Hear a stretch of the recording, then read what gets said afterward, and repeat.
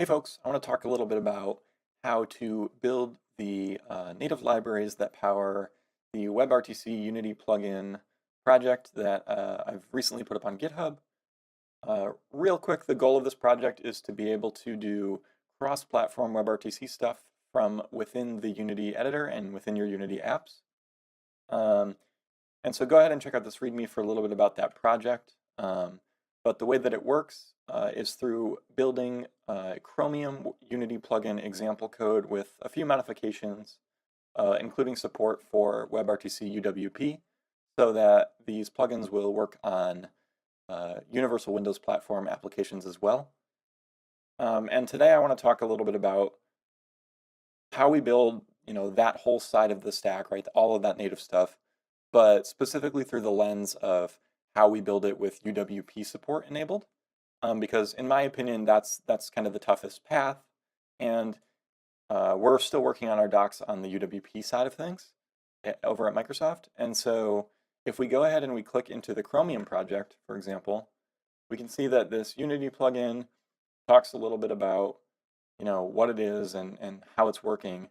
But they also use WebRTC's regular build system and regular build tools to be able to generate this code.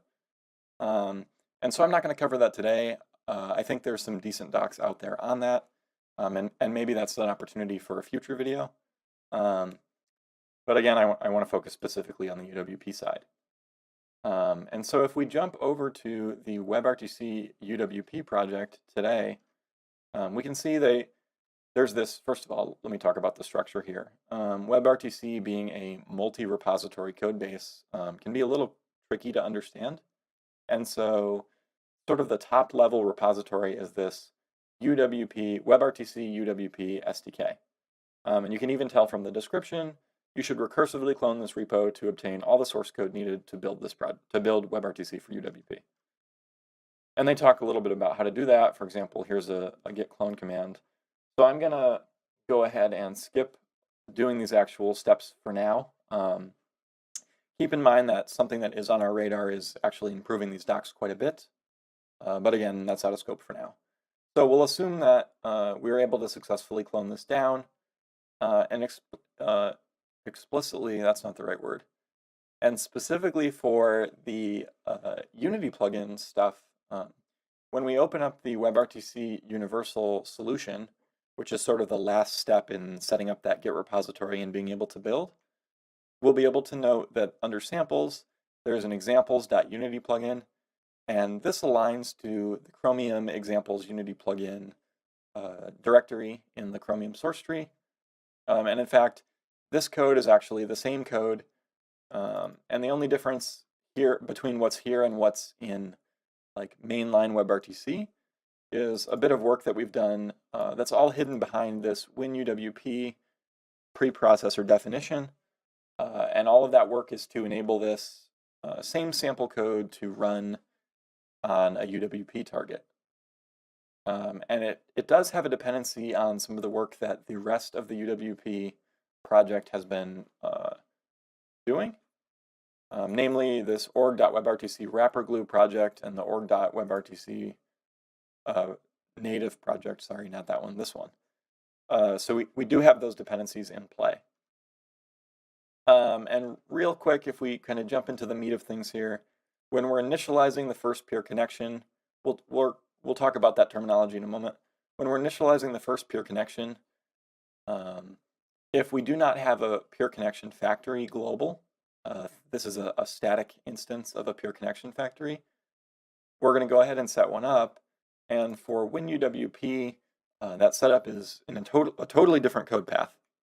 So we need to, again, right, we if-def this out, and then we insert the logic for UWP specifically. And there's a little bit of, there's actually quite a lot going on here, but we've tried to be fairly straightforward. There are some dependencies on the UWP runtime that we need to go ahead and get, and then we can go ahead and create our configuration to be able to set up the UWP wrapper project for WebRTC. And this is important because this goes ahead and sets up the thread models and some of the networking stack and some of the SSL stack in a way that we need on the UWP side. And so rather than do that setup ourselves, we go ahead and just reference the UWP library itself. And kind of the same deal here, there's a factory configuration object that we need to help us set up the factory on the UWP side. And so we go ahead and set this config, and then we create the factory, and then we need to call some setup methods on the UWP side to make sure that everything is working correctly there. And feel free to jump through these methods on your own time. I'm going to exclude that from the video here, but they're all focused on setup and initialization of the UWP code paths for WebRTC. And then once we finally have that, we're able to access that factory that we've just created and get the peer connection factory from it and store that into our global factory variable. And so you'll note that this is very similar to what we're doing on the other platforms, with the exception that on the other platforms, we do our own thread setup, and then we do our own factory setup and store that into the peer connection factory. So that's one of the major big differences for UWP. The other is in a different part in this project, and it's around actually opening video capture devices. And so you can see again here on the UWP side, we're going to execute some different logic to enumerate video capture devices, and then to pick whichever device is the first available device. And in the UWP runtime, this seems to be a common pattern. In my personal opinion, there's room for improvement here. It would be nice if this API let folks select the device they're looking for on the Unity side. Today we don't have the ability to do that. And this is perhaps not as clear, but we get all the devices, we enumerate over them. For each device, we need to go ahead and pull out its name and ID. And from the name and ID, we can create a video capture instance. And if we're able to correctly create this video capture instance, namely if it's not a null pointer after we've created it, then we determine that that's the first available device, and we convert that to the native representation of that device, and then we return that as the capture device that we wish to use. And real quick on the other platforms, we can see we do some similar logic here, but in this case we create device info, which is a wrapper class around all the different devices on the system. We can then access the number of devices on the system, iterate over them, and for each device get its name. And then we loop over all of the names, and we do a similar pattern here of if we are able to create it, we go ahead and in this case we break and then return, but the effect is the same. On the first successful creation of a capture device, we go ahead and return that. And so that is really, that's the root of the changes for enabling UWP. Real quick, if we jump into Unity plugin APIs, this is the like C-style exports for what is available on the Unity side. And so this is really the root of the native API. And the only thing of note here is that we did make some changes to facilitate passing user data into asynchronous operations. And the reason that's important is that a lot of these, we call these register callback function methods. When you're registering these callbacks, a lot of the time you need a way to be able to, on the managed side, be able to associate one event, one call to that callback with a particular instance on the managed side. And we were actually able to use some, I'll say, magic when we're using the .NET backend to make that work. I'm gonna hand wave that for now because it's a little complicated. But when we switch to the IL2 CPP what is it called? Backend. Whoa.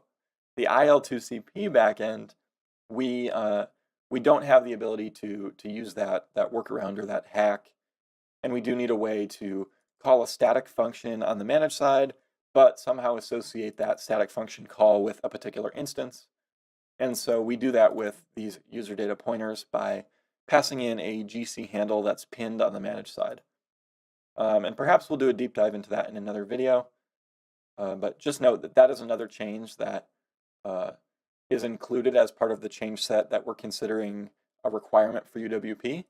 But that's only because in modern Unity 2018.3 and up, I believe, the .NET backend for UWP projects is deprecated, and the recommendation is to use IL2 CPP in the future. And so we've bundled this work with that because of that requirement, but really it's not related to UWP support. And so just real quick, we can see my configuration for the overall project here is set to release and x64. And so if I go ahead and right click on this examples Unity plugin and do build, I actually have one already built. Let's do a rebuild. And this will take a while, and I may trim this out in the edit. But what we're going to do here is we're going to go ahead and build the native WebRTC library. Then we're going to go ahead and build this WebRTC specific wrapper layer. And then finally, we'll build our WebRTC specific, our UWP specific wrapper layer, and then our UWP specific Unity plugin. And it's worth noting that today, the only way to build the UWP Unity plugin is via this Visual Studio project. In the future, we'll expect to have GN, Google's build system, targets for this stuff. But today we simply do not, and so in order to take the dependency on some of this wrapper glue, we need to be all the way up here in the Visual Studio layer. So that's a bit different than if you were to build for another platform where you could just use GN. And so this is going to do a full build. I'm going to go ahead and fast forward over this. Okay, folks, so now that build is done. That took, I don't know, somewhere around 15 to 20 minutes. And we can see where it has built to. In my case, this is WebRTC. We'll talk about that as, well, here's WebRTC UWP SDK. That's the root of your Git repo.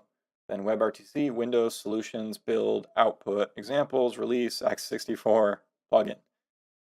And so if we just real quick, let's go ahead and open up that window. And here it is, and we can see the DLL.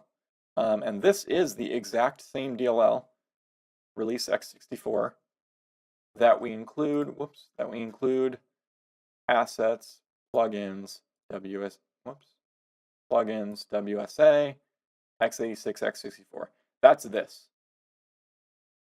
And so in the future, we could look to moving that to a NuGet package and having it triggered by CI from perhaps the UWP project or even the underlying core WebRTC project, because for everything other than UWP, it's just core code, right? There's no special cases, no anything special there at all. But so that's how we get to the build plugin today. I hope that was helpful. I hope that was helpful. I will edit down some of the time. I'm going to probably edit this out. I hope that was helpful. Hopefully that gives you a little bit of insight into how we build the UWP specific version of the plugin. And if not, definitely go ahead and head over to the GitHub repo and the Issues tab and go ahead and open up a new issue. I would love to try and make sure that we keep this stuff as up to date as possible, so it'd be great to hear any feedback from you. Thanks.